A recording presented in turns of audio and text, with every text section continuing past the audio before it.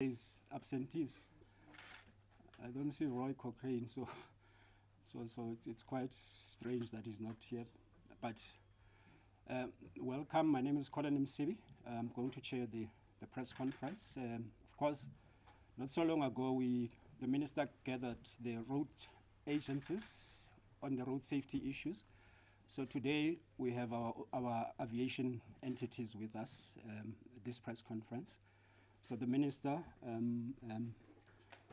is accompanied by the CEOs from our entities. If I were to introduce, on my right, immediate right here, we have the CEO of ACSA, Ms. Mpumi Mpofu, who is with us. And then we also have the CEO of SACAA, sorry, Ms. Khoza, who is with us. Sorry for that. And then next to the minister on the other side, we have the ATNS CEO, Ms. Mdawe. And then we have Mr. Mabasa, who is the Chief Director in the Department of Transport. So those would be the delegates would be answering questions together with the minister. The minister will decide who takes the questions. So how we'll do it, the minister will read the questions, colleagues, and then thereafter we'll allow the questions. I must also emphasize that we have the chairpersons with us of the entities. They are sitting together with the media. And of course, the minister can decide to call upon the chairpersons to assist in terms of answering of questions. So without further ado, Minister, I would request that you give us the statement, and thereafter we'll take questions.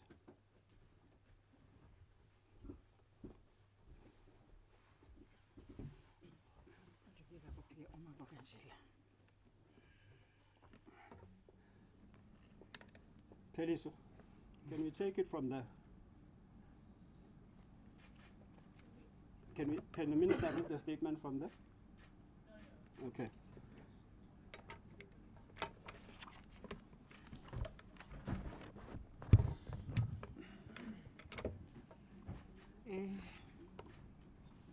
Thank you very much, Mr. Msibi.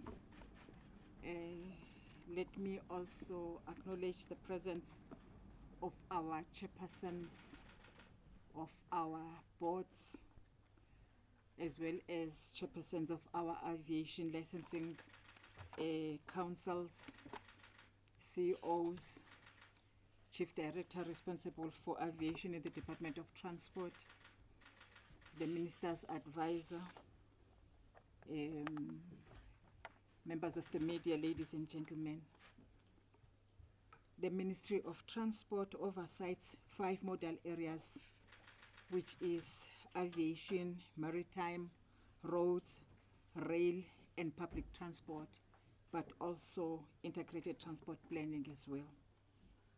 We gather here on this significant day on the 5th of March 2024, a month which is recognized in South Africa as Human Rights Month. We're exercising the right to know, in this case, the right to know the state of the transport sector in the country by zooming in on each of transport mode. Today begins a series of Minister of Transport press briefings on the 5 modal transport areas. We've dedicated this month to reflect on the journey we have embarked upon as a nation, particularly in the realm of the broader transport sector. And today we'll focus on the state of air transport or aviation in the country.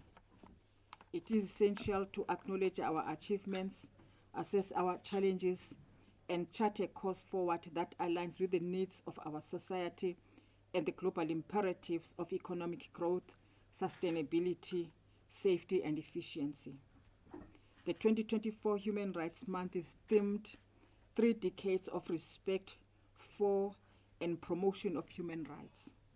As the transport sector, we have for the last 3 decades been expressing our respect for human rights for the citizens of our country by ensuring that we remain in the heartbeat of economic growth and social development through the regulation and coordination of transportation in South Africa, which includes civil aviation and other modes of transport. We have consistently sought to provide integrated, safe, secure, and cost-effective transport services and world-class infrastructure. As the Ministry and the Department of Transport, we continuously strive to create a conducive environment which must assist state-owned companies under our purview to strive in their respective mandates. We continuously ensure that the policies, legislative and regulatory frameworks we develop bring lasting improvement to the sector. In the case of South Africa, government, through the Economic Recovery and Reconstruction Plan, has ensured that the departments, together with state-owned entities in partnership with social partners, work together in order to bring the much-needed investment and economic growth. For today's press briefing, as I indicated, our singular topic of interest is on reporting on the state of aviation in the country. The aviation sector forms part of the critical global and national enablers of socio, economic, and cultural development of countries through mobility and connectivity. Aviation regulators all over the world, including the South African Civil Aviation Authority, play a pivotal role in supporting and ensuring the safe, secure, and sustainable development of international air transport.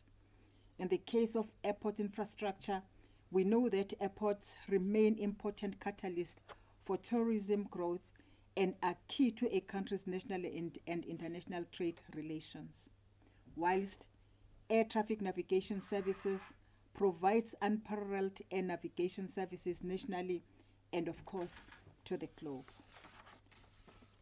The Civil Aviation Act number 13 of 2009, the Act 45 of 1993 as amended, and the Airports Company Act number 44 of 1993 as amended, legally give executive authority, the shareholder who is the Minister of Transport, represented by the board, to execute fiduciary duties, while the Minister of Transport through the department also conduct an oversight role to 3 aviation state-owned agencies. And these are the South African Civil Aviation Authority, referred to as SACAA, and the primary mandate of SACAA is to regulate, control, promote, support by developing, enforcing, and continuously improving levels of safety and security throughout the civil aviation industry in South Africa. The Air Traffic Navigation Services, known as ATNS, is charged with the acquisition, establishment, development, provision, maintenance, management, control or operation of air navigation infrastructure, air traffic services, or air navigation services. ATNS is a sole provider of air traffic management, communication, surveillance, navigation, training, and associated services within South Africa. Currently, ATNS manages 6% of the world airspace. The third aviation state-owned entity is the Airports Company South Africa, known as ACSA, our aviation infrastructure manager in South Africa. ACSA is mandated to undertake the acquisition, establishment, development, provision, maintenance, management, control, or operation of any airport and in any part of South Africa, particularly those that are owned by ACSA, or any facility or service at any airport normally related to the functioning of airport in South Africa. The Public Finance Management Act number 1 of 1999 classifies SACAA as a Schedule 7 entity, while ATNS and ACSA are Schedule 2 entities. The past 2-3 years has been and have been busiest period for the civil aviation sector, as South Africa participated in 4 key international safety and security audits and assessment by the International Civil Aviation Organization, known as ICAO, and the United States Safety and Security Regulators, namely the Federal Aviation Administration, FAA, as well as the Transportation Security Administration, TSA. The department mandates the SACAA with leading these audits on behalf of the state, and the oversight mandate of the regulator is in turn tested for compliance with international requirements as stipulated by the UN agency responsible for civil aviation, namely the ICAO, International Civil Aviation Organization. Furthermore, the testimony of this compliance lies in the ability of the regulator to set and enforce the standards and the industry complying diligently to the set standards by the regulator. I am elated to announce that South Africa performed very well in all these audits and assessments.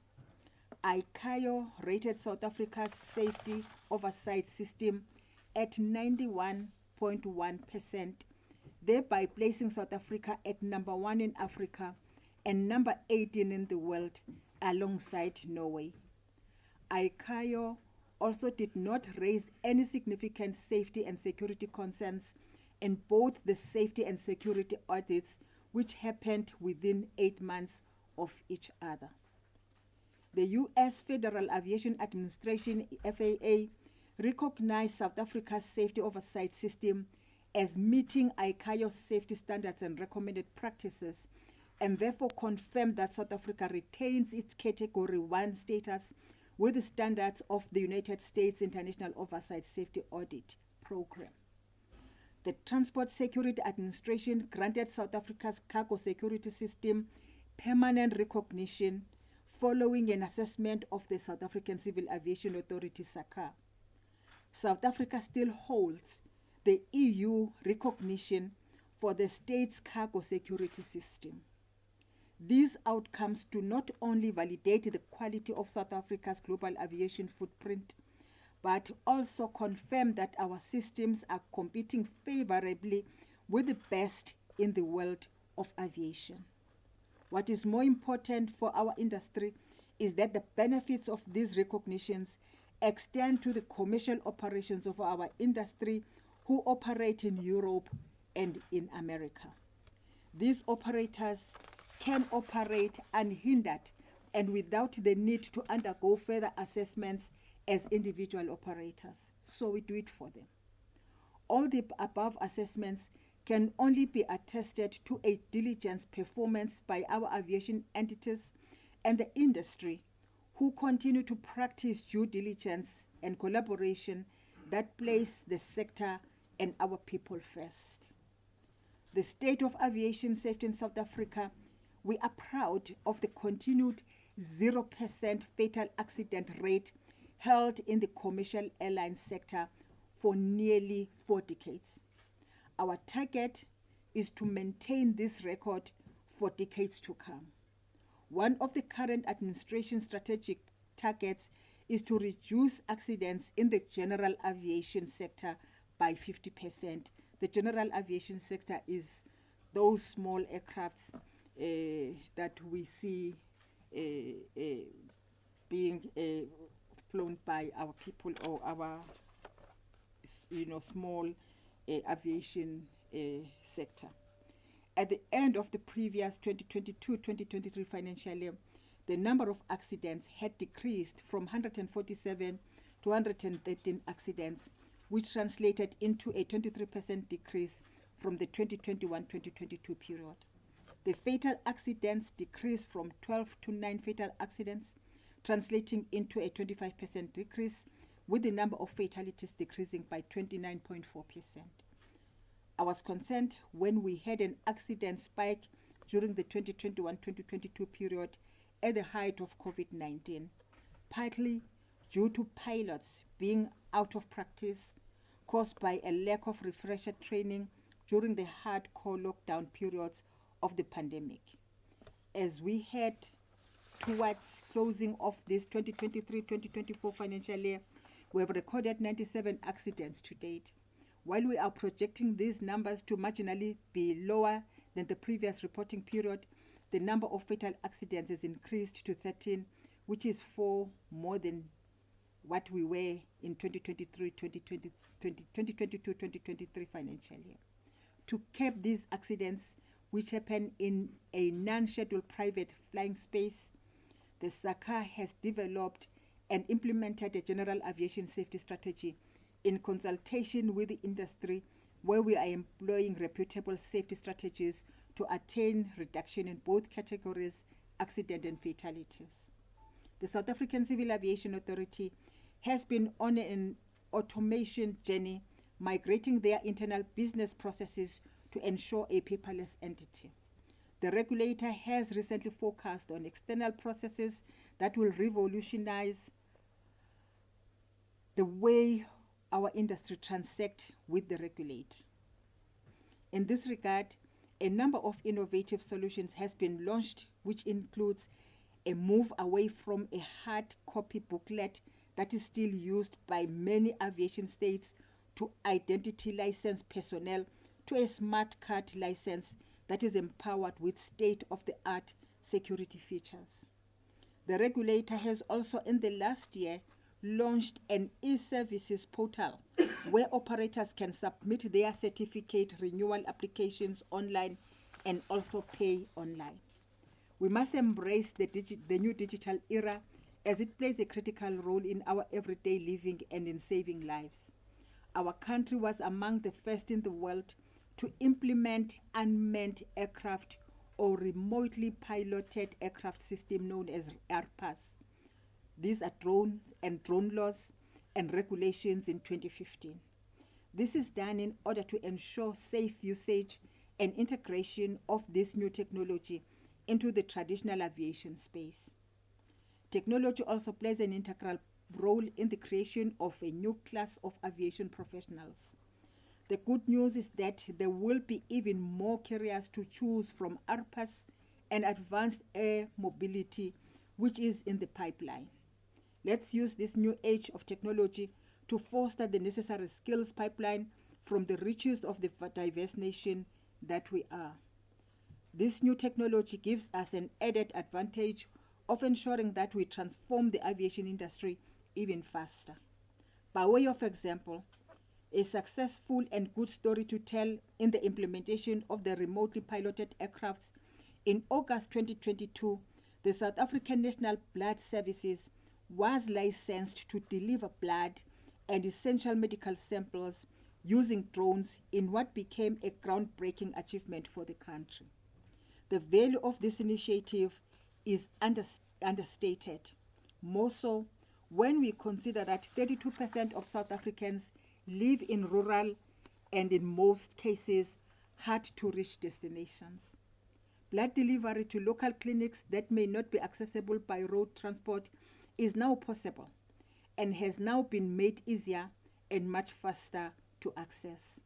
This is an innovative step in the history of blood transportation. Every second you gain in saving a life, and your gain in saving a life is of critical importance to us.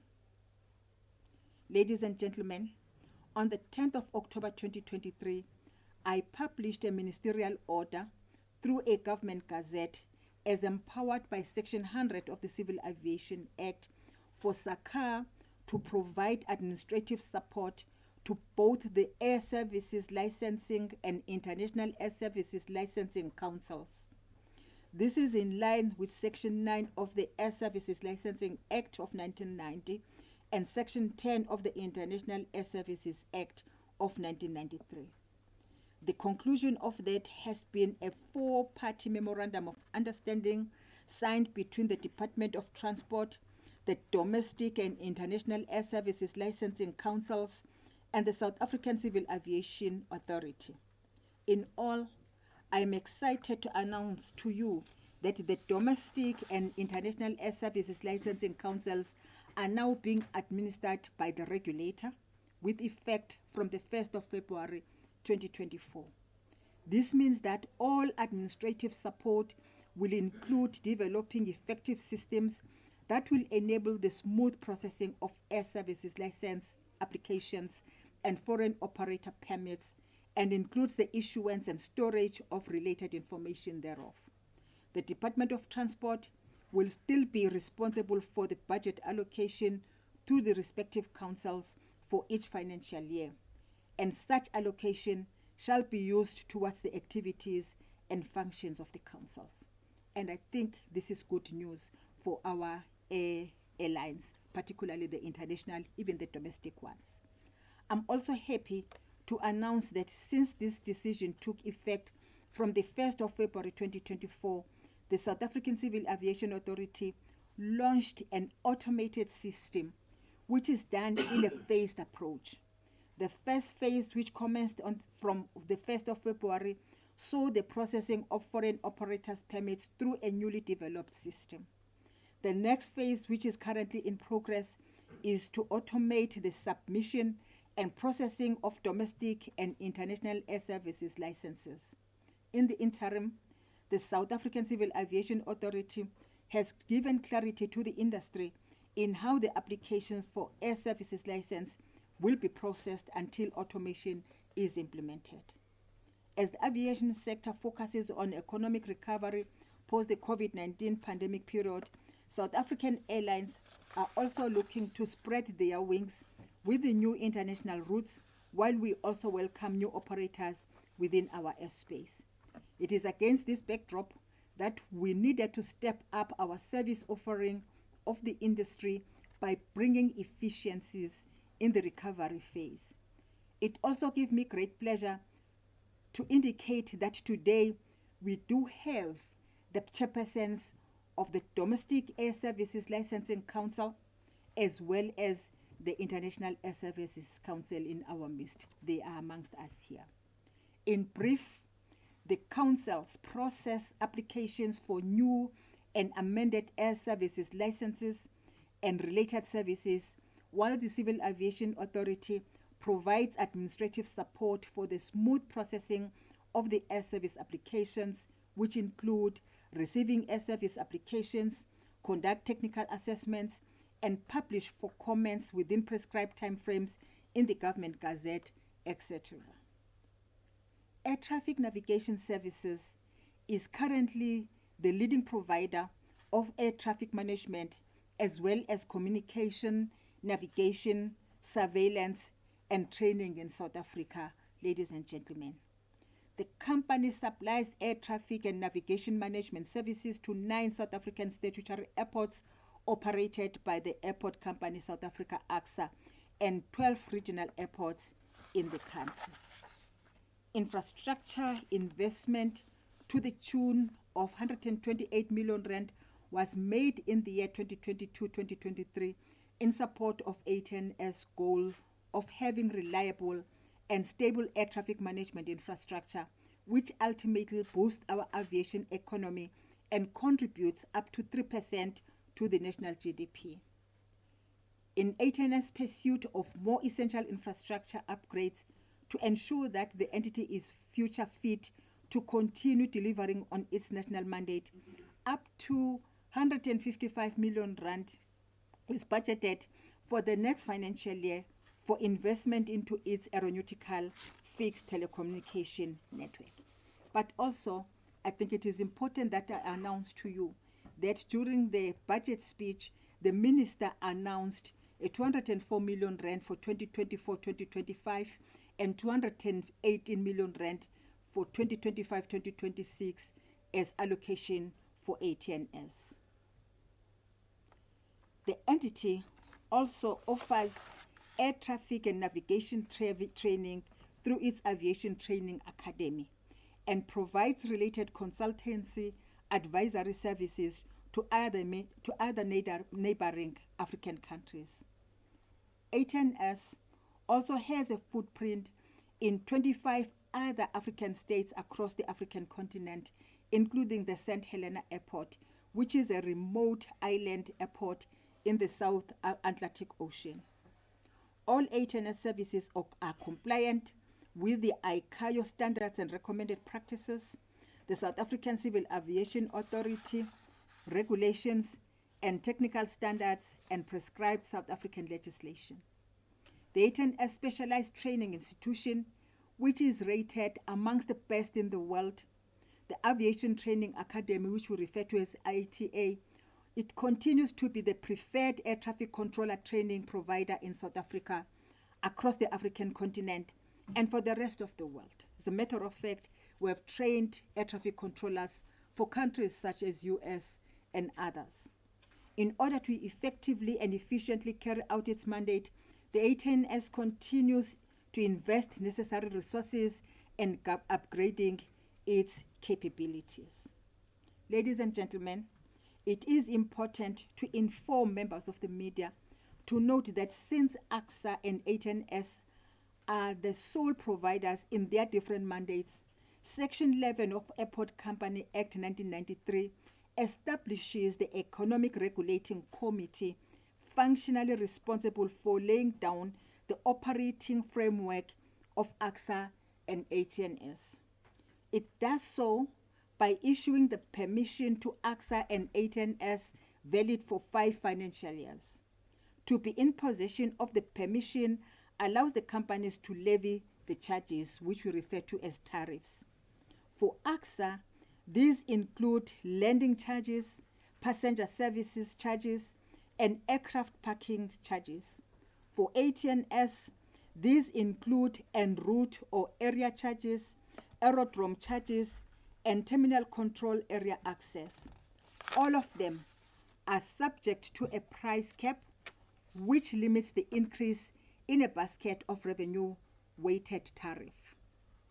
The regulating committee is mandated to balance the monopoly position of the 2 companies and the interest of the users. It effectively ensures that ACSA and ATNS, on one hand, are restrained from overcharging users without placing undue restriction on their commercial activities. On the other hand, it ensures that both ACSA and ATNS remain financially viable, plus provide services in accordance to the minimum service standards. To this end, ACSA and ATNS report on a quarterly basis to the regulating committee on their performance against the minimum set service standards and make disclosures on any operational and strategic deviations.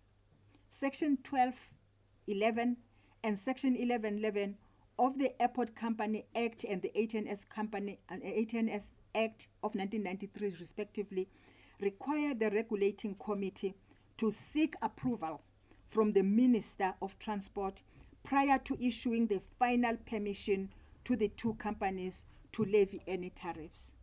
To comply with this legislative requirement, the regulating committee wrote a letter dated 27 November 2023 in which it presents its final determination on the company's tariffs for approval by the minister. Subsequently, the minister approved the final tariffs of ACSA for permission 2023-2024, 2027-2028 period, and will thus amend the inflationary permission currently in force and will come into effect on the 1st of April 2024. And these tariff growths, they are for 2023-2024, which is the first year, 4.5% increase.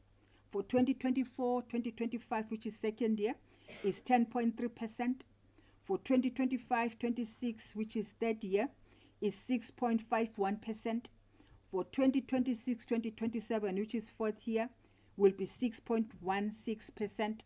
And for 2027-2028 year, which will be the final year, will be 4.45%. These are for ACSA. And these final tariffs permission presented herein have been determined in the aftermath of COVID-19, when the aviation sector in the country is gearing itself to restore economic activity and also return to pre-pandemic performance levels. ACSA continues to diligently review the master plans of its airports, driven by 2-fold objectives. 1, to meet the current infrastructure needs, whilst also 2, ensuring preparedness to fulfill future demands. This ongoing process is crucial in strengthening the foundation for a resilient air transport system for South Africa, a cornerstone for advancing our country's economic development and growth. As per the 5-year permission recently granted by the regulating committee that I referred to, ACSA has earmarked 21.7 billion rands for airport infrastructure development.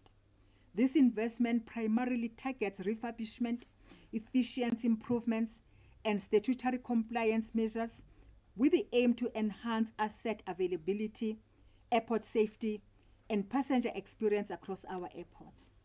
This is the largest capital investment program by our high-performance globally awarded SOE, that is ACSA, since preparation for World Cup 2010. This will see our already world-class airports increasing the airport facilities to continue leading as Africa's best airports and increasing our position globally. Over the next 2 years, ACSA plans to embark on crucial capacity expansion projects as Chief David Stearman International Airport, which is Gqeberha, and George Airport, focusing on expansion of their terminal facilities.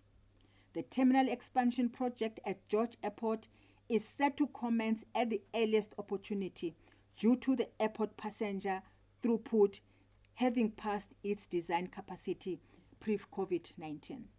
This will be followed by Chief David Stearman Airport within the next next year or two. Furthermore, ACSA is set to embark on the development of a new cargo terminal known as Midfield Cargo at OR Tambo International Airport on a prioritized basis, given the demand and later the development of a midfield passenger terminal. Other significant projects at OR Tambo International Airport will include extension of the busing gates, which will entail adding 6 new busing gates to the existing Terminal A busing terminal, along with augmenting retail, seating, and holding lounge areas. Additionally, as part of phase 2 of this project, a new mezzanine level will be constructed to enhance circulating and optimize seating and holding space. At Cape Town International Airport, priority will be the domestic arrivals terminal reconfiguration to meet growing capacity needs.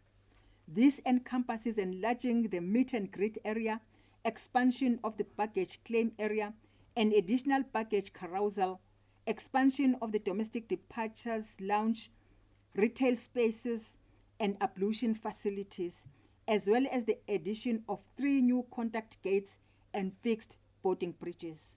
Secondly, the initial and development of the realigned runway development project is anticipated within permission period. King Shaka International Airport in Durban will see the development of a hotel, given that it is relatively a new airport, with terminal expansion during the final year of the permission period. At King Palo Airport, the focus during the permission period will be on expansion of the departure lounge, relocation of the security checkpoint, upgrading of ablution facilities, improving retail options in the departure lounge, and adding offices and lounge space on the first floor.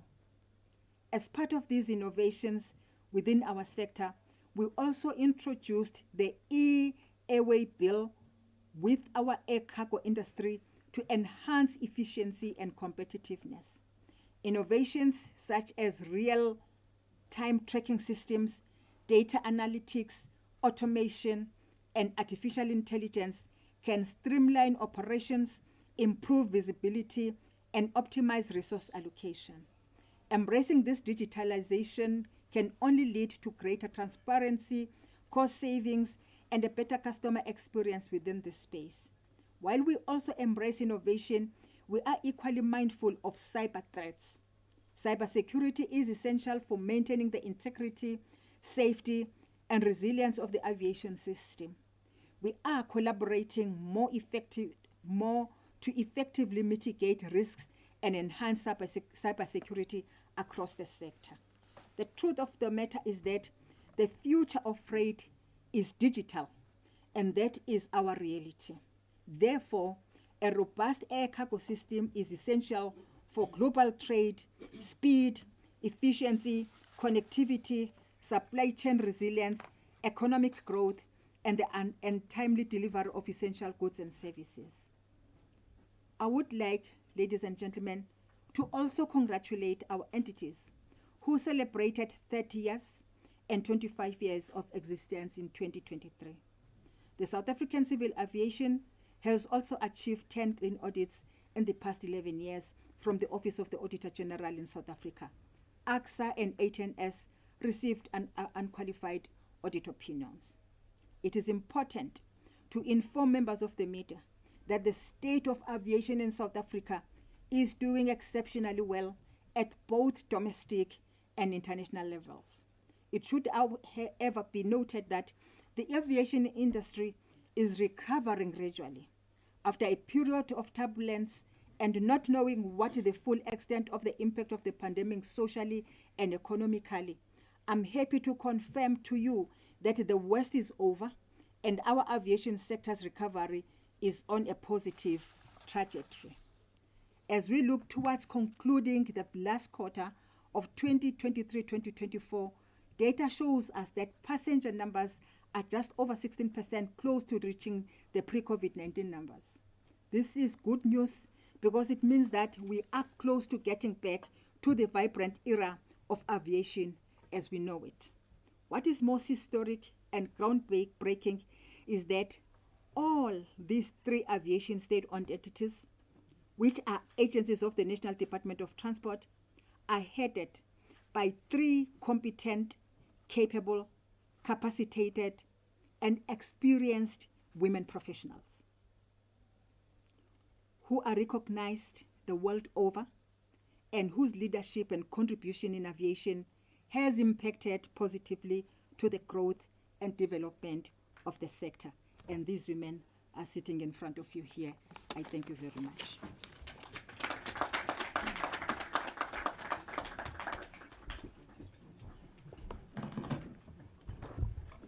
Thank you so much, Minister. We are going to take questions, colleagues. I suppose the Minister will use her discretion if the question doesn't relate to what we are here for today. So I would urge you to just stick to the script for today. With that being said, these colleagues who are taking us live on live stream, so would also allow those, if they can also file their questions, there is somebody who's going to read those questions to us. So colleagues, how are we going to do it? We'll take 3 sets of questions here in the house and probably on the live stream as well. I will start in the house here. So we'll take 3 sets of questions, 3 questions first, the first set, and then we'll respond to that and then take a second one. So if I can, by show of hands, if I can start taking questions, please. Don't see any hands. Crystal clear. No, not really. Yes, you can go ahead. ENC. Hi, Jocelyn from ENC. I just want to ask, the Minister touched on cyber threats. He didn't really elaborate, so if somebody could just explain, have there been cyber attacks before that you're worried about? Are you beefing up because of that, or you're just taking precautions? And then maybe to ACSA, I've been seeing a lot on social media, people still complaining about theft when it comes to luggage. And that obviously seems to be a reoccurring problem. So what is being done to address that? Okay. Second question. Can you see there? Yes, sir. Just introduce yourself and the new service you're coming from.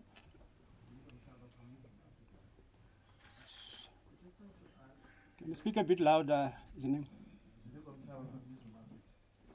question is directed to the Transport Department.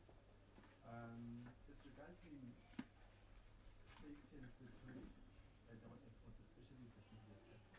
Can you speak directly to the mic, Zinim?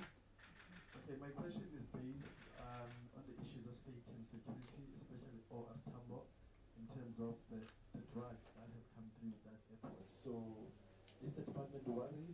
Should we be worried at the security measures at the airports generally, especially the business to be compromised? Thank you. Okay, thanks, Zinim. Last question, colleagues. At the back, I can't see. Is anyone there at the back? Noreen, can we see anyone there? Okay. All right. Okay, I have a question here from Carol Patton, News 24. Will the ALSC and International Air Services Council still have their own boards and exist as agencies? Or will they effectively become part of the Department of Transport? Will the restructuring save your Department of Transport any money? Okay. Thank you so much. Minister? Okay. The CEOs. Okay. I think you should come in for the mics. The CEO of ACSA will take the first bite.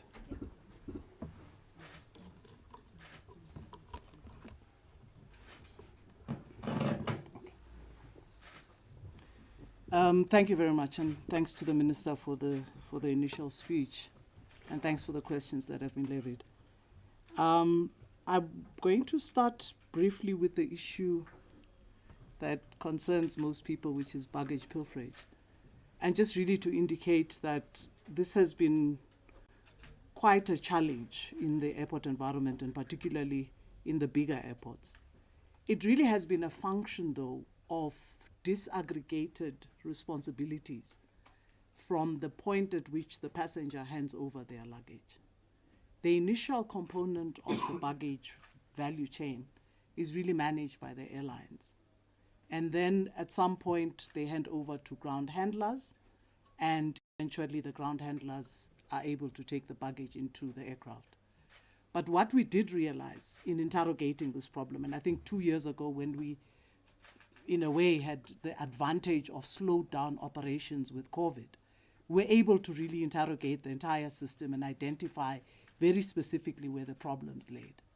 Our findings would indicate that across or along the baggage channel, there were what we call black spots or blind spots, places where the cameras were not able to pick up the baggage journey.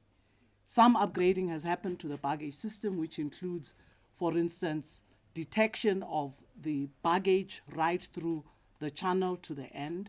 So what we do know is that whilst the bag is in the baggage, one, there cannot be any tampering whilst it's in the baggage system. Two, any detection that indicates interference with the baggage automatically triggers a signal within the baggage system. So what does that mean? That means the balance of the problems that we experience, and I speak to you all as passengers, and you know you've suffered this at one point or another, is really then from the point when it exits the baggage system to the point at which it enters the aircraft. Our findings are that that is primarily related to human factor. It's related to the high turnover of staff in the baggage handling companies, and particularly ground handling companies, and more importantly, the vetting processes within those companies, which have shown some weaknesses, particularly as companies have tried to come back to operations, deal with staff loss, and deal with the consequences of weak operations that have come as a result of COVID. What we've really looked at ACSA at this point is how we can turn around that second part of the journey, which is really when your bag is in the hands of human beings between exiting the baggage system to the aircraft. Our findings quite clearly indicate that no matter how much we deploy in cameras and systems and securing that path, we actually probably have to review the management of that last leg of baggage travel and take full control of it as airports company. And this is what is in the pipeline. We've seen the numbers decrease significantly, Heidi, I can confirm that. The numbers from 2019 were much higher than they are now. There was a slowdown because of COVID, but in effect, that slowdown, which is currently now, is still by far nowhere near where we were at 2019. So we've had an impact with the increase in cameras and surveillance in the baggage process. We've had impacts as well from the improvement of detection within the baggage system itself. But what really remains is that last mile, when it exits the chute to the aircraft because of the human factor, and that we're looking at as well in terms of just reviewing those arrangements so that we can finally secure baggage all the way through the system. So we've seen an improvement, and our monitoring system quite clearly indicates that, and we can give you the actual reduction figures. But in a sense, I think It's really just being fully responsible from a safety and security perspective for the full plethora, the full value chain. Now, what is really the difficulty? The difficulty is that as Airports Company, we don't operate alone. The minister proudly says she has given Airports Company the right, you heard her in her description, of managing, operating, developing, maintaining, etc. So the law gives us full responsibility for it. But historically, the way airports are run globally is that we outsource certain components of that value chain to private companies, either because those companies traditionally have existed, and in airports generally they've managed to get those contracts. Minister, Airports Company South Africa now is reviewing every part of that value chain to really make an assessment as to should a particular service be outsourced, or should ACSA actually perform that function itself. And the reality is that we operate in an ecosystem that has all of these role players and stakeholders, and our effective responsibility is in really the effective coordination of them. Sometimes they don't perform as much as we would like them to. In the ground handling space, I'm sure some of you who are close to the aviation know that we've had challenges around mergers and acquisitions and companies joining each other and therefore having really weak capacity. Others exiting, marrying somebody else and then exiting the other joint venture and creating a weakness. All of these matters are really behind our control because we issue licenses to ground handling companies, and as such, when they start not performing, it is only then that we review their performance, but also rethink whether we should outsource to them. I want to then relate to the second question that spoke about safety and security, and there was some reference to drugs. And let me start by saying the issue around managing safety and security and searching airports really becomes a responsibility both of now Border Management Authority, who are recently launched, SAPS, Customs and Excise, and then Airports Company South Africa in aviation security. We are all jointly, and we work on the basis of a committee that coordinates these activities across the airport platform. I just want to indicate that it is unfortunate sometimes. So we've had some incidences of drug-related activities that have been reported, but the one incident that was reported, Minister, sometimes we get bad press unnecessarily, and this is something we always want to correct. That incident, corrected, happened in Kempton Park, very far from the airport, was not airport-related, but the headline screamed, OR Tambo drug bust. So sometimes we just find that, in a sense, we attract negative publicity around such activities when in certain instances they are incorrect. In the instances where we've had drug-related fines, we've operated on intelligence-driven operations with the Hawks and other security agents, and we've been able to detect and prevent such activities from happening. An airport attracts all sorts of activities, and these kind of activities in our airport have reduced significantly in the period, but also more importantly, we attract all sorts of criminals and criminal activities that are brought onto our platform. What I can provide as comfort for South Africa in general is we have a purely integrated security component that comprises of ACSA, Aviation Security. It comprises of the newly formed BMA, which is responsible for border management.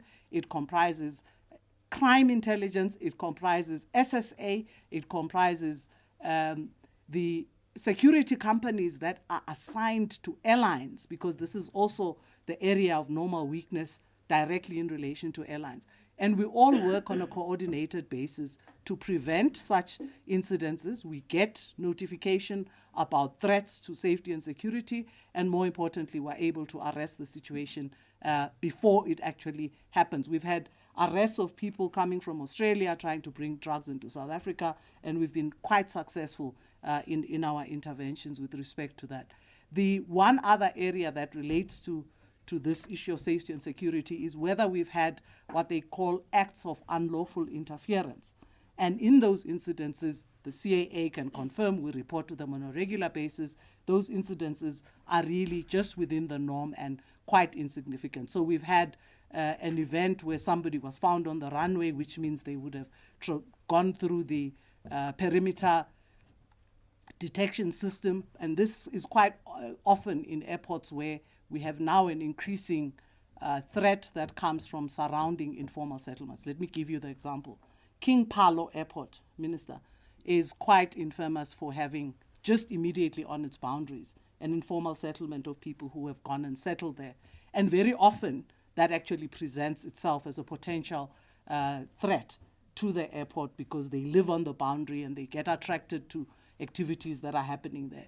We've embarked on a very, very ambitious program of working with the communities that surround airports and integrating them into airports. So it will sound quite unfair to others, but we have a primary responsibility as airports to make sure that we cater for those communities.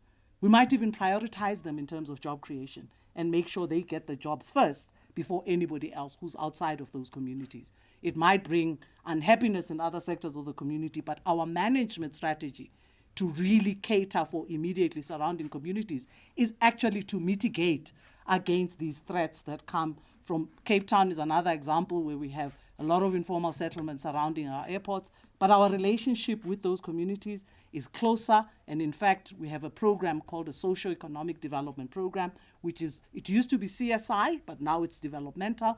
We do a whole lot of work in those communities. We provide bursaries for school, we run crashes, and we do community service projects in those communities in order to mitigate against a hostile, potentially hostile relationship with those. What we also would look at is arrangements for job creation. We are doing a number of creative projects of socioeconomic development, including gardens and others with those communities, just to make sure that they become a part of us. So safety and security, the threat in South Africa is not an external threat, except in the instances of syndicates, but generally that threat is more likely to be in surrounding areas where people jump the fence and come into it. And by definition, those are not considered to be significant threats. Thank you.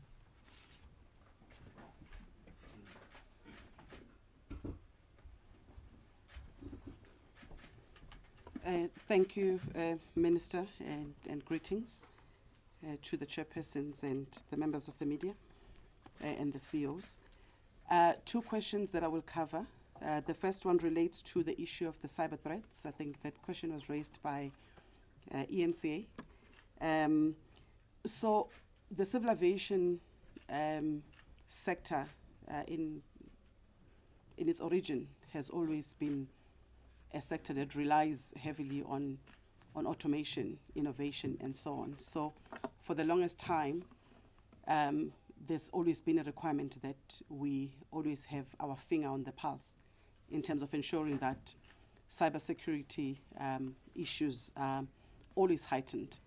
But equally in the recent years, because of the introduction of the remotely piloted aircraft systems and now migrating into advanced air mobility, and all the digitalization as we know it, it means that the International Civil Aviation Organization ought to have reflected to check and test whether we still had the adequate coverage, and also to ensure that there are standards and recommended practices that are issued to member states. And proactively as South Africa, through the Civil Aviation Authority, we equally had to review the whole suite of the innovative ways of doing business, considering, of course, the digital era in which we live in. And to that extent, 3 years ago, we implemented a 3-year cybersecurity strategy, which mandated, in fact, that all operators develop cybersecurity programs. We also developed regulations to guide the industry accordingly, and those, as the Civil Aviation Authority, continue to oversee on an ongoing basis. So this issue of cyber threats has been, in fact, at the center of what we do, because you can imagine if we have a cyber incident, it can create a confusion, it can be catastrophic, and so on. And therefore, this is one area that we always have to ensure that it is, in fact, managed accordingly. So at an ongoing basis, the team from the regulatory authority oversees that the operators are in fact compliant in terms of the current laws directing how we manage cyber threat and or cyber incidents. We haven't really had a cyber incident in South Africa, in the aviation space, that is, which would have created chaos. I think you would have learned from the news in the UK, for instance, where there were cyber incidents of the bigger magnitude. But I think because we try our level best to ensure that, you know, we manage this issue of cybersecurity, not working alone with the Department of Transport, but with other relevant government departments, state security agency as well, to ensure that there is alignment of our processes such that we are not found wanting in any way. The second question relates to whether the councils will continue to exist and whether they will still be under the Department of Transport. I can confirm that the ministerial order, which the minister did pronounce earlier, provides for the administrative support from the South African Civil Aviation Authority to the councils, but it does not necessarily take away the legislative responsibilities and all requirements for both councils to exist. And to that extent, as the minister did indicate, the two chairpersons are in our midst, who are supported by the councils accordingly, and they continue to perform their functions consistent with the regulatory framework that currently exists. And the reason why really the minister decided to go the route of asking that the Civil Aviation Authority provides administrative support, it's because of the symbiotic relationship, so to speak, between the regulatory authority as well as the councils. Our functions, they are somehow aligned, and to improve efficiencies as well as to ensure that there are no gaps in the process, the minister in her wisdom then decided to kind of make sure that we close those gaps as much as possible, but also we improve the efficiency levels, and that we don't have, you know, this disintegration as it has been existing, which of course comes with its own issues. And to that extent, we are very excited to be supporting the two councils, and we do believe that the users, which is the industry, will in fact be giving Minister the feedback in terms of the collaboration between the regulator as well as the councils. But I can confirm that yes, they will continue to exist, and of course under the Department of Transport, all that the Civil Aviation Authority is doing is to provide the administrative processes, but to also streamline the processes between the three entities, as it were. Thank you so much, Minister.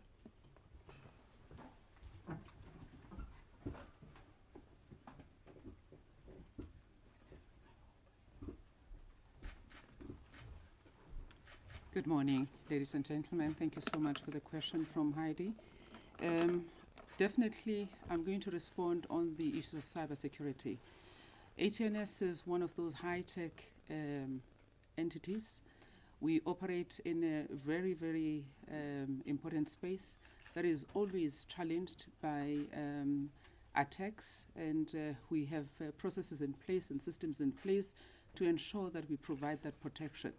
We are obviously ensuring that our employees are not exposed. They are trained continuously. We ensure that we work closely with our stakeholders to ensure that they understand the environment that we operate in.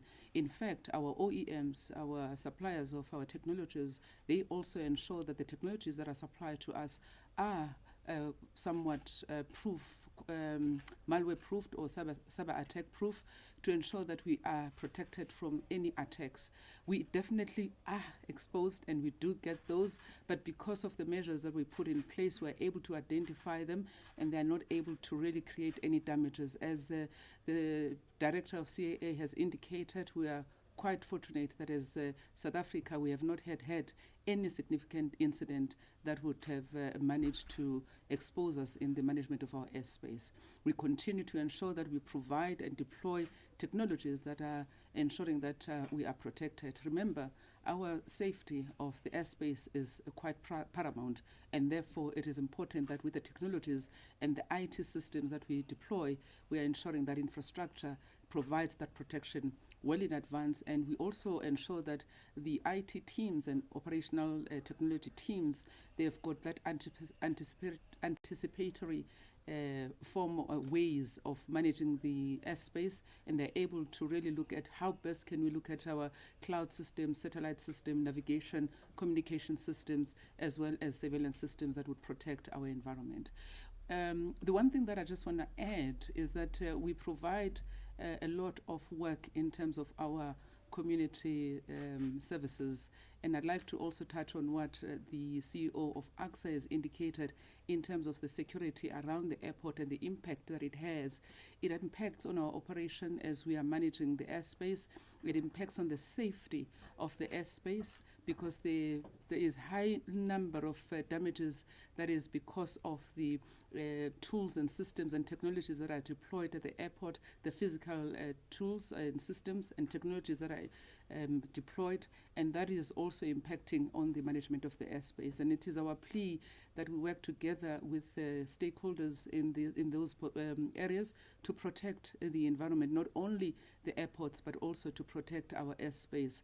As we continue to deploy the CSI initiatives, of which we have managed to reach out to at least 10,000 beneficiaries through schools, and we work with the Department of Basic Education. We have also a spend in the year of 2022-2023, close to in fact, more than 2.7 million. We intend to increase that number to 5 million in this financial year, but also increase the areas of focus. There were 4 provinces that we targeted last year, which is Gauteng, Mpumalanga, Northwest, as well as Limpopo. This year we have expanded to include KZN and other areas as well. We continue to acknowledge the communities that we work within, and will continue to support them together as the aviation sector. Thank you so much.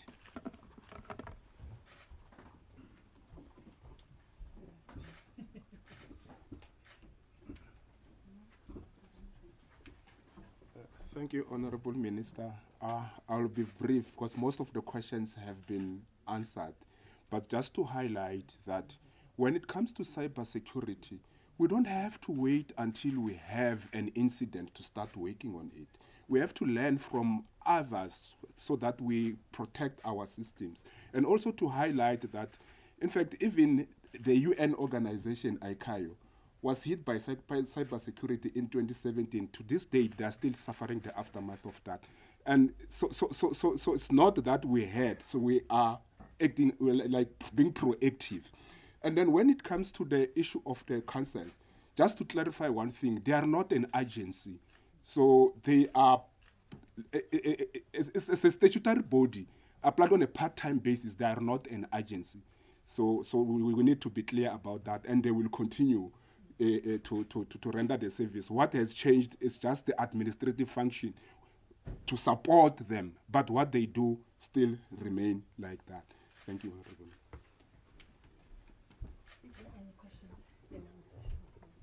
Okay, Minister, thank you. Can we take a second bite, the second set of questions, 3 questions? Natabile, do you have anything on live stream? Heidi, you're not satisfied?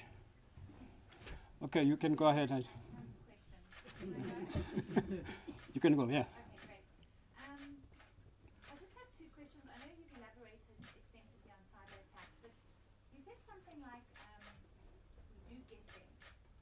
I just want to know what kind of, like, when we do get them, I know we're able to avert them because you've put measures in place, but what kind of attack would we see coming? Like, what, if you could just elaborate on that. I'm just curious to know what kind of cyber attack we have experienced before that we have averted. And then I just want to ask in terms of skills shortages at ATNS. Are there skill shortages? Is that a concern? We have been seeing reports, especially with skill shortages in Cape Town. If you could maybe just tell us, from your understanding, if there is, and if there is, what are you doing about dealing with skill shortages? ATNS. Let's say if you can also introduce yourself and the news service you represent. Hi, Scott from Engineering News. Sorry, just following up on Carol's question earlier, the Minister mentioned efficiency improvements through things like, for example, digitalization. Are you looking at a reduction in cost or an improvement in capacity and in the processes? Thank you. Okay. At the back there, newsroom. Okay. Matabi. Okay, I have a question from Sarin Naidu, editor Manuel. How does ACSA tariff increases for the next 5-year period compare to the previous 5 years? How much capex is expected to be spent on Cape Town International long-term awaited upgrades? We have follow-up questions from Carol. Secondly, will the staff of ALSC and IASC enjoy the same conditions of service as other employees in the department? Another question from Carol is, does ACSA have any numbers on baggage tempering every year that can be demonstrated that it is improving? Okay. I have more questions. Okay, can you just stop it there and then we'll take it with the next round. Minister, your discretion, who starts? Okay. I can start with the one for the AS. Yes, sir, can you come? Mr. Mabasa will start. He's the Chief Director in Civil Aviation in the department. Well, perhaps the question came before I provided my answer. The issue is that the Air Services Licensing Council and the International Air Services Council are not agencies. They don't employ staff. So they are part-time bodies who are supported administratively. Initially, they were supported by the staff from the Department of Transport. And then through the ministerial order, now they are being administratively supported by the staff from the CAA. So there is no staff of the two councils. They don't employ staff. It's only the members who are appointed to sit and adjudicate on the applications for licenses. Thank you.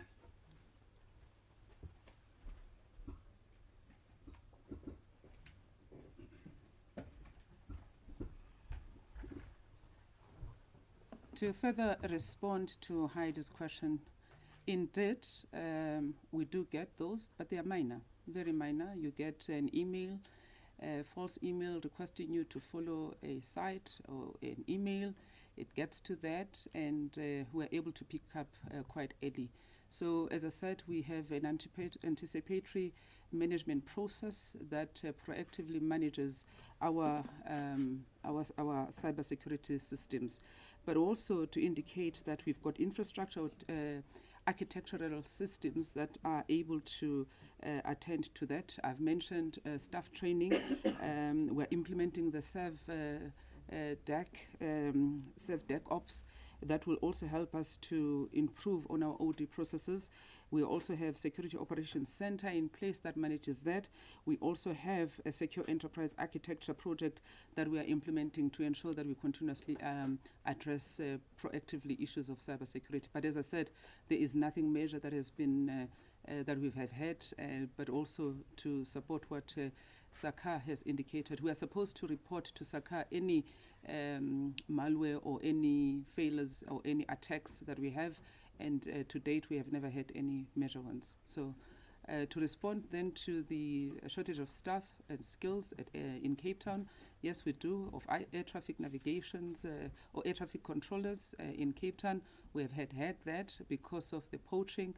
Most of our employees go to the Middle East for greater opportunities, and when they go there, they just leave. They give you a 3 months notice, and it takes quite a bit of time for us to train our ATCs, and therefore we lag behind because of that. Though we have made such good progress in the closing of the gap, I must say, we are currently sitting at about 80% of the required staff levels. We continue to do so, and we have also ensured that we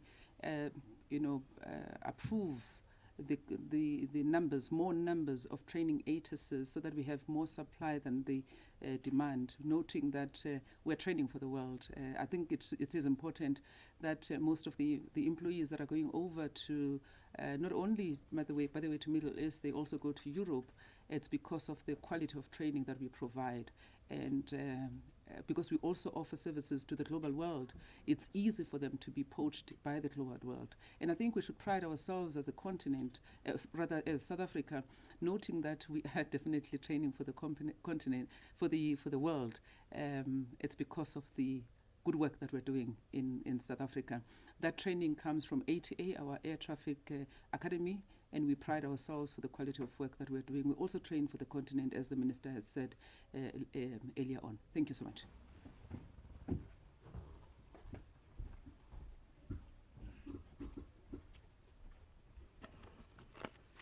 Thank you very much for the questions. I'm going to try and cover some of the critical ones that were asked. The first one was about digitalization. We have quite an extensive program at Airports Company on digitalization, and that really is about improving customer experience and improving efficiencies in the operating of our particularly passenger processing and facilitation systems. And that basically means we've been able to deploy, sometimes on our own, but sometimes with our partners, quite sophisticated systems for managing passenger flow. One of the examples is that South Africans have been subjected to biometrics registration, which really is run by our Home Affairs Department, which has enabled us to register as many passengers as possible.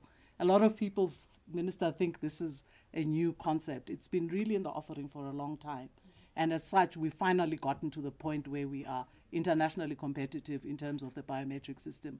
What it does, and it might have been quite irritating at the time it was implemented, because what passengers saw is delays whilst the registration process took 2 minutes per person. And we had queues and a lot of unhappiness. We then took a decision to relocate that registration process off-site in order to ensure that South Africans are registered. But the beauty about that biometric system is once you are actually biometrically registered, effectively all your details are in, and in the future all you'll need to do is your thumb to be able to go through. We're currently discussing facial recognition in that very space, which will actually result again in facial recognition registration so that we're able to facilitate passengers very quickly through the terminal. We're implementing as well some improvements around the movement of cargo, which will actually help us to speed it up as we expand cargo operations and actually grow the business in that area. So there are a number of high technology integrative systems. One of them, which I mustn't miss out, is that all of these platforms we are wanting to integrate on our app. We advertise our app every time we've got an opportunity, just to indicate to passengers that you can now download an ACSA app on Google Play or Play Store, etc., which then integrates your access to a whole lot of services on the airport platform. You can pre-book parking, you can pay by credit card, you can ensure that you don't really need to be cash-based in the airport system. So all those digitalization, you're asking the question, what do? They actually help us process our 30-odd million passengers very efficiently through systems that we own and integrate and can cross interface with everybody else on the airport platform. We'll be rolling out a lot more of those. The Minister indicated a CAPEX program that will enable us to invest in technology and efficiency as well. And in that permission, we actually pride ourselves because 81% of that permission of 21 billion is actually dedicated towards refurbishment, rehabilitation, efficiency, and technology. And those are areas that will see vast improvement. There was then a question about, very specifically, Cape Town. But before I come to Cape Town, I need to really make sure we understand what the 21 billion is about. Primarily, the 21 billion is going to deal with capacity projects. And let me say, for those who've been in the sector, in 2019, when COVID hit us, we suspended all capacity increase capital projects because simply we didn't have the numbers to back it up. As passengers stopped, there was no point in us investing in white elephants of expanding capacity when passenger numbers were low. We've now come back with a lot of those capacity projects in order to ensure that in places, Minister listed them, in places where I'm sure all of you traveled, you know that there's a squeeze. There are too many passengers, and basically the queuing system is really quite difficult because the airport has become smaller than the capacity that basically is indicated. And those are Chief David Stearman, George, King Palo, and other airports. In the bigger airports, we then have big capacity increasing capex that is going to be spent. At OR Tambo, pride ourselves for long outstanding project, which is basically the cargo terminal, and that basically will see us doing cargo on an international scale, particularly riding on the back of the African Continental Free Trade Area, because we really believe OR Tambo is the African hub of the continent. But more importantly, OR Tambo has been winning awards as the best cargo airport in Africa for several years now. And by definition, we're increasing that capability, but more importantly, ensuring that we can facilitate African trade, inter-trade, in a very specific way. The questions were about Cape Town, and also to indicate in Cape Town, the one expansion that is going to happen in Cape Town is specifically the terminal expansion. I don't know how many people travel on Fridays at the Cape Town airport. In the domestic side, it's pretty squeezed, too many people in too small a space, and that capital expansion on the domestic terminal becomes one of our primary projects to actually increase the space. The second in Cape Town is a realigned runway, which will also increase the capacity of the runway to currently carry more aircrafts. The problem with the runway as it is currently positioned is it basically restricts the number of aircraft that can land and take off at a particular time. Its realignment will allow almost 0.50% increase in the capacity that it can carry, and those are the two projects that are intended for Cape Town. There are others that are refurbishment linked, which we haven't listed, but the capacity increasing one referred to the domestic terminal and, more importantly, the realigned runway, which is a significant project of about 3 billion in that particular area. The other question around baggage, what we really do is we monitor our baggage proofage on a quarterly basis. Unfortunately, I don't have the specific data of comparing 2019 to current and basically the indication, but I think it came from one of the online questions. We'd be happy to provide that information during the course of the day and give you the detail. I just don't have it with me. And that would really give you a sense of baggage monitoring that we do on a quarterly basis. What we do see is a significant improvement, and more importantly, as I indicated, we are not at the point at which we were pre-2019 when those numbers were much significantly higher. Firstly, because of the reduction in number of passengers, so our incidences are lower, but as we are at 84%, even relatively speaking, we are not at 84% of what it was in 2019, and by definition, we see the improvements in that specific area. Minister, I think that was all on my side.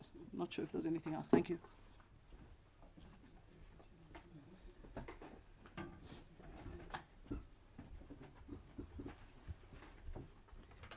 Thank you, Minister. I think there was a reference to the issues of digitalization in respect of what Minister announced earlier.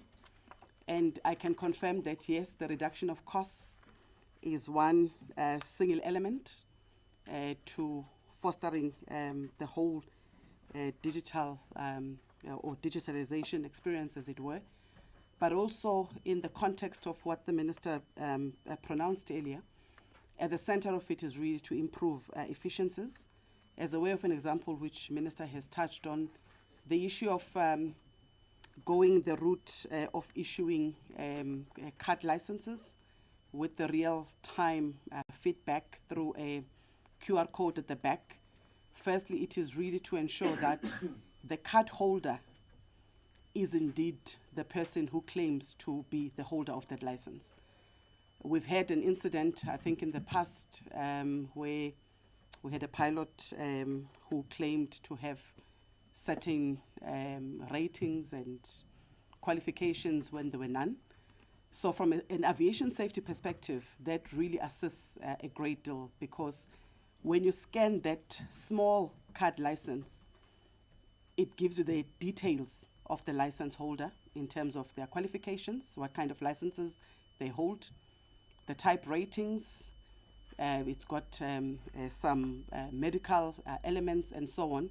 So wherever they are in the world, if the regulatory authorities of other countries were to stop a pilot and want to check their credentials, they are able to verify real time, and that contributes a great deal to aviation safety, because you can imagine if these cards were to be fraudulently obtained, there would be a huge safety risk, because it means the unqualified people would have those cards, and it would be disastrous. So, at the center of improving safety as well as efficiencies is to ensure that we indeed implement solutions that will make it easier for verification purposes, but also to avoid any fraudulent activities in that space.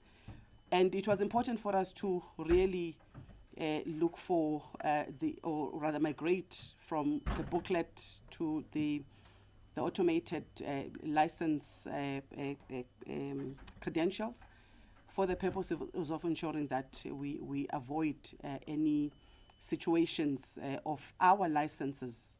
I'm sure all of you would know that South African licenses are held in high regard. In fact, they are well sought after globally, and it's important for us to continuously ensure that those licenses are not in any way obtained in an illegal and or fraudulent manner. But also, the Minister spoke about the automation drive for the air service licensing councils. The foreign operators' permits have been fully automated, and it assists again in terms of improving efficiencies because the applicant is able, instead of walking and driving all the way to Midrand offices, they're able to file their applications online, but also it gives them the ability to track where the progress of the license is, which of course improves efficiencies and avoids people to waste time and drive all the way to Midrand offices with paper licenses. Now everything is automated, it is online, and there's also real-time communication because we are able to give feedback, but also to track and track our own service level agreements in terms of the service that we provide to our license holders. There is also a provision, because I know there is the notion that digitalization, automation is bound to replace jobs, but we found to the contrary, having of course implemented all these automation projects that Minister did allude to, in that it provides for multi-skilling opportunities, but to learn new ways creatively of doing things differently.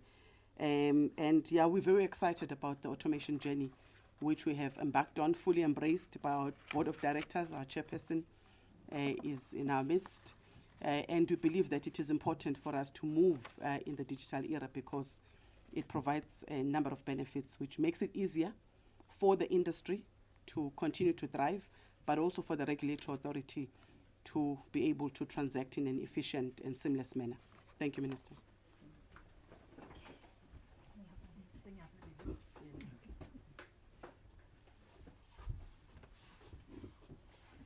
No, thank you very much, Mr. Msibi, and thank you, members of the media, for the questions. And you have heard the CEOs responding to all your questions, very technical questions and very technical responses. The aviators believe that air transport is the safest mode of transport, and I think I agree with them.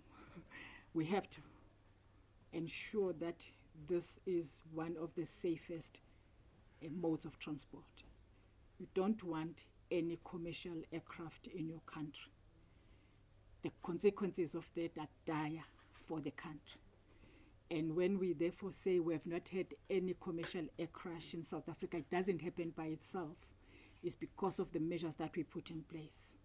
The quality of pilots, the training that we offer to our pilots, it's one of the best in the world.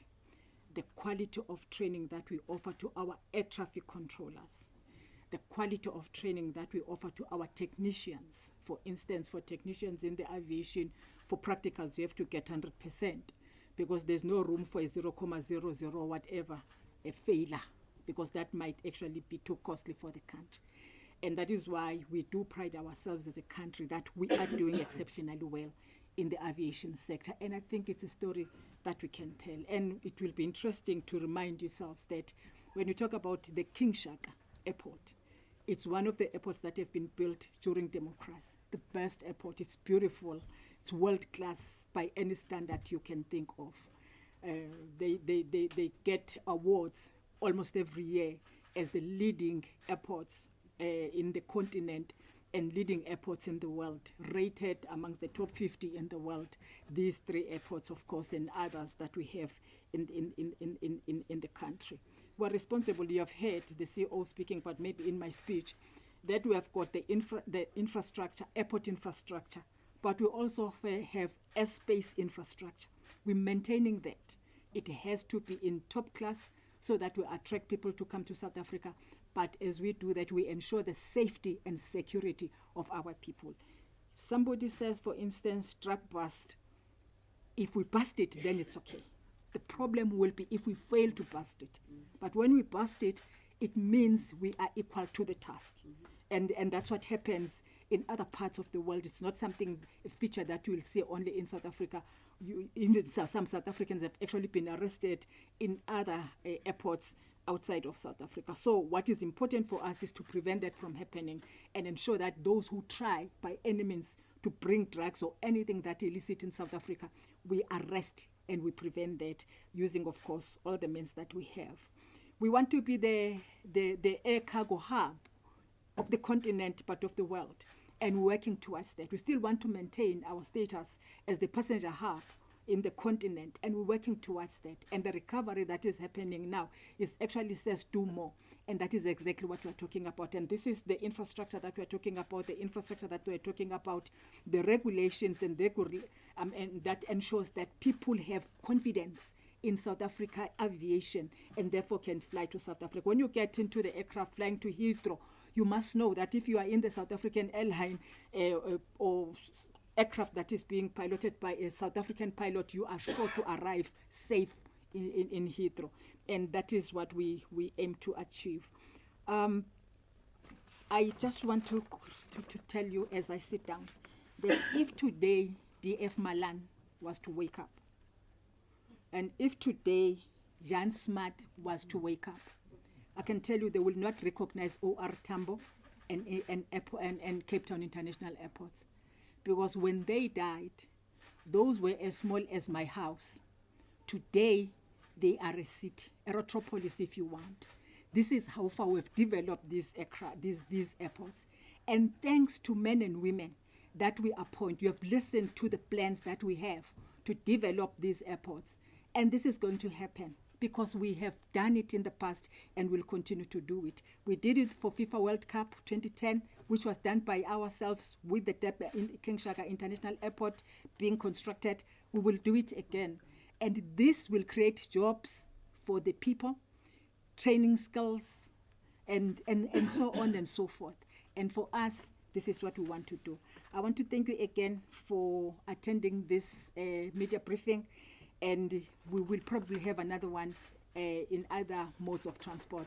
But aviation in South Africa, we're doing well. We're rated amongst the best, not in the continent. Our target is not to compete or to compare ourselves with the continent, but with the best in the world and the most developed in the world. Thank you very much.